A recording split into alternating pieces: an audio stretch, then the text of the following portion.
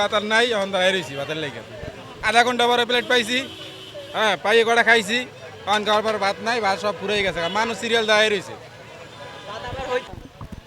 আর ভাতের টোকেন আমার হাতে, এখন আমি কি করব ভাই কোন তো? এখন কি আমি রাস্তায় ঘুমাই পারবো না এ দিয়ে আমি খাবো? আমি কি করব বড় ভাই, আপনারাই ভালো জানেন। কারণ তোমরা তো আমার কাছ থেকে সবই নিয়ে গেছো, সবই তো আমার কাছ থেকে তোমরা নিয়ে গেছো। টাকা কে দিছে? আমারে টাকা দেয় সবাই, না, টাকা তো মিজান ভাই দিল। আমারে সবাই দেয়। মিজান ভাই যে ভাতের দোকান, আমি টাকা দিয়ে কি করবো নাকি ঘুমাই পারবো এই জায়গায়? আপনারাই সবচেয়ে ভালো জানেন ভাই। আপনি তো খাওয়া দাওয়ার জন্য আপনার টাকা দিছে। আমার তো ভাই সবাই দেয় বড় ভাই, আমার তো সবাই।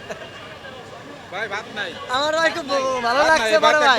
ভাতার নাই এখন দাঁড়াই রয়েছি ভাতের লেগে আধা ঘন্টা পরে প্লেট পাইছি, হ্যাঁ পাইয়ে কটা খাইছি, পান খাওয়ার পর ভাত নাই, ভাত সব পুড়ে গেছে, মানুষ সিরিয়াল দাঁড়াই রয়েছে।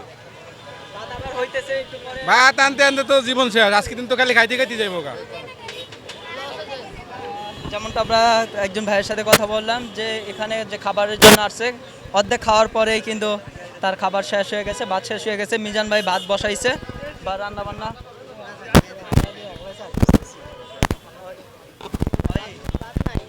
আচ্ছা, যে অনেক মানুষই আবার কি করছে যে সুযোগে সদ্ব্যবহার করছে, যে একজনের একটা করে গোস্তের পিস অর্ডার দেওয়া আছে, কিন্তু সেই জায়গার ভিতরে 3টা বা 4টা কিন্তু গোস্ত নিয়েছে। এইটা নিয়ে কিন্তু মিজান ভাই কিন্তু কিছুক্ষণ আগে একটু মনে কষ্ট পেয়েছে। এই যে মিজান ভাইয়ের রান্না চলতেছে, আমরা যেমনটা দেখছি এখানে এই যে এখানে গোস্ত রয়েছে।